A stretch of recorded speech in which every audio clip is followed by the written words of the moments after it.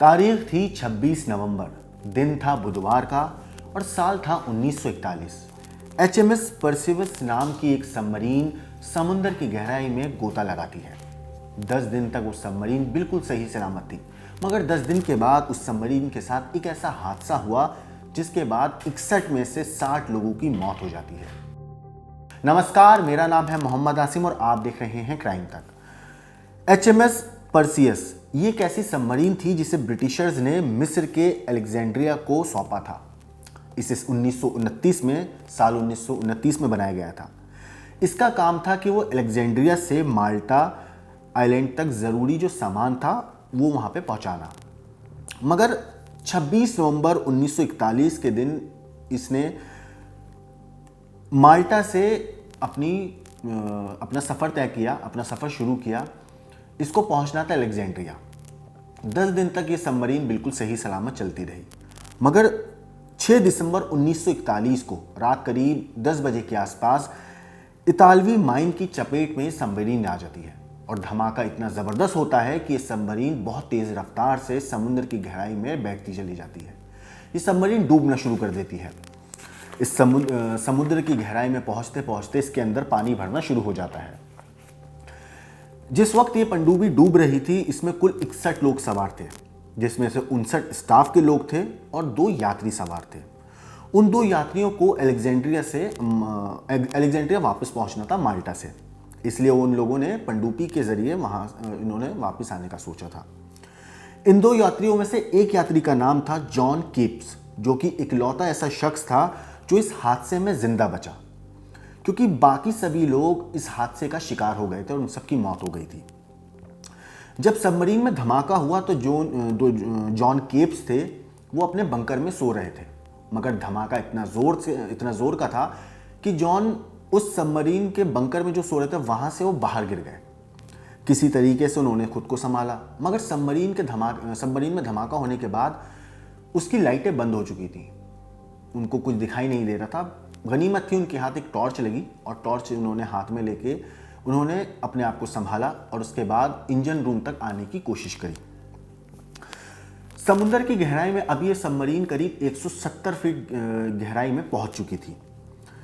170 feet के तल पर जाकर ये अब सबमरीन रुक चुकी थी। केप्स ने सोचा कि उनके पास अभी भी मौका है इस सबमरीन से निकलने का, तो उन्होंने अपने हाथ में जो टॉर्च उनको मिली थी वो टॉर्च जलाई और उसके बाद उन्होंने देखा कि सबमरीन से ऑक्सीजन बहुत तेज़ी से बाहर निकल रहा है और सबमरीन में पानी जो है बहुत तेज़ी से भर रहा है। लेकिन फिर भी उन्होंने अपने आप को संभाला, अपनी हिम्मत को संभाला और उन्होंने अपने 61 लोग टोटल थे, केप्स को मिला के 61 लोग थे, लेकिन उन्होंने 24 लोगों की लाशों के ऊपर से पैर रखते हुए बाहर की तरफ निकलने की कोशिश करी। वो इंजन रूम तक पहुँचे। उन्हें जाना तो उससे भी आगे था, लेकिन उससे आगे वो नहीं जा सकते थे, क्योंकि उससे आगे जो दरवाज़ा था, अगर वो उस दरवाजे को खोल देते तो बहुत तेज़ी से पानी भर जाता और उनकी मौत हो जाती। तभी उन्हें स्टाफ के 3 और लोग मिले जो उस वक्त जिंदा बचे हुए थे।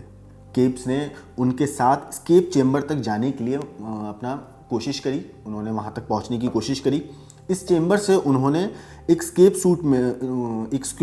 सूट मिला।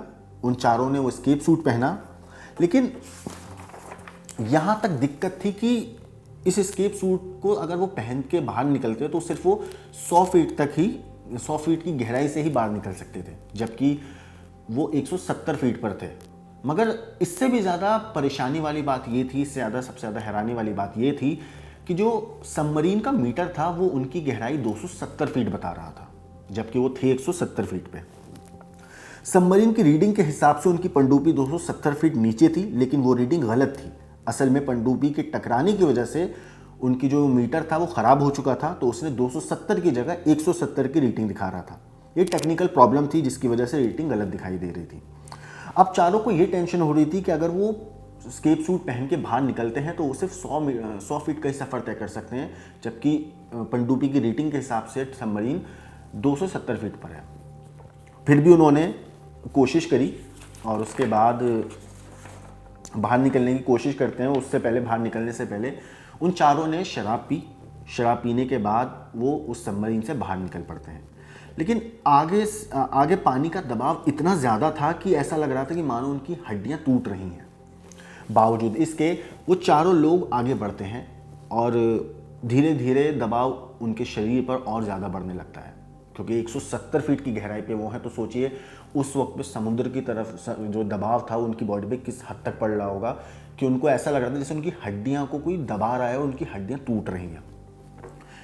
उन 4 लोग जो सबमरीन के स्कीप चैम्बर से बाहर निकले थे, जिसमें जॉन केब्स भी थे, जॉन केब्स को छोड़ के बाकी 3 लोगों की बीच रास्ते में ही मौत हो जाती है दबाव की वजह से, दम घुटने की वजह से। लेकिन जॉन जो थे वो किसी तरीके से सतह तक पहुंचने में कामयाब हुए। जब वो सतह तक पहुंचे तो उन्हें एक दूर से एक पहाड़ी दिखाई दी और उस पहाड़ी का नाम था ग्रीक लैंड। उन्हें ग्रीक आइलैंड दिखाई दिया जो सतह से उनके करीब, जहाँ पे वो पहुंचे थे सतह में ऊपर, वहाँ से करीब 5 मील की दूरी पे था। मगर यहाँ दिक्कत ये थी कि जॉन के ऊपर पहुँचते पहुँचते दबाव की वजह से उनके हाथ पैरों ने काम करना सही तरीके से बंद कर दिया था। वो बहुत मुश्किल से अपनी जान बचा पा रहे थे उस पानी की लहरों में। फिर भी उन्होंने हिम्मत नहीं हारी, वो कोशिश करते रहे और फिर उन्होंने 5 मील उसी दर्द में, उसी तकलीफ में वो 5 मील का सफ़र किया और किसी तरीके से लहरों के सहारे वो उस ग्रीक आइलैंड की तट तक पहुँचे। जब वो तट तक पहुँचे तो वहाँ पहुँचते ही वो बेहोश हो गए थे, क्योंकि वो इस हद तक थक चुके थे। क्योंकि 170 फीट पहले वो नीचे से ऊपर आए, फिर 5 मील का सफ़र तय किया, वो भी टूटी हुई हड्डियों के साथ तैरते हुए। जब वो सतह पे पहुँचे तो बेहोश हो गए थे, तो उन्हें वहाँ पे कुछ मछुआरे मिले। उन मछुआरों ने उनको वहाँ पे बेहोश देखा तो उनसे उठा के वो अपनी झोपड़ी में ले गए। वहाँ जाके उनको संभाला उन मछुआरों ने, और इसी बीच उन मछुआरों ने क्या किया कि उनको अपने घर के अंदर छुपा दिया, क्योंकि ये वो दौर था जब वर्ल्ड वॉर 2 चल रहा था। और अगर वहाँ पे, और जिस जगह पे ये पहुँचे थे जिस आइलैंड पे, वहाँ पे इतालवी सेना मौजूद थी, और अगर इटली की सेना को ये पता चल जाता कि वहाँ पे ऐसे कोई सी और देश का कोई नागरिक ऐसे पहुँचा है तो उसको जासूस समझ के मार सकते थे। तो मछुआरों ने जॉन को बचाया, उनके कलर का रंग बदला, उसे हल्का लाइट ब्राउन करा ताकि उन्हें ये लगे कि आम आदमी है और ये इसी गांव का रहने वाला है। मगर उनके जो काफ़ी दिन तक वो उस घर के अंदर छुपे रहे, उन मछुआरों के घर में रहे। इस बीच उनका जो वज़न था, कहते हैं कि करीब 30 किलोग्राम तक उनका वज़न कम हो चुका था उनके जिस्म में, इतनी ज़्यादा कमज़ोरी थी उनके अंदर। इसी बीच 18 महीने के बाद, तकरीबन साल 1943 में, एक मछुआरे की सहायता से जॉन कैफेलोनिया से एक जहाज़ में छिपते छिपाते टर्की पहुंचते हैं। टर्की पहुंचने के बाद फिर वहीं से वो आगे अलेक्जेंड्रिया तक पहुंचे। अलेक्जेंड्रिया पहुंचने के बाद उन्होंने, ब्रिटिश एम्पायर ने उन्हें एक मेडल से सम्मानित किया गया। लेकिन कई लोगों का मानना था कि जॉन जो हैं वो झूठ बोल रहे हैं, वो कभी उस सबमरीन में थे ही नहीं, क्योंकि उस सबमरीन के जो पेपर थे उसके हिसाब से उनका उसमें कहीं नाम ही नहीं था। तो लोगों को लग रहा था कि जॉन झूठ बोल रहे हैं। इसके पीछे उन्होंने काफ़ी तर्क रखे। सबमरीन में सवार लोगों की लिस्ट में जैसे जॉन का नाम ना होना, साथ ही ये भी कहा जा रहा था कि चैम्बर के नट बाहर से बंद होते हैं, ना कि अंदर से। ऐसे में वो चैम्बर से बाहर कैसे आए? ना ही जॉन के पास उस यात्रा से संबंधित कोई भी प्रूफ था, इसलिए लोग उन्हें झूठा साबित करने पर तुले हुए थे, और वो भी अपने आप को सच साबित नहीं कर पा रहे थे क्योंकि उनके पास भी सबूत नहीं थे।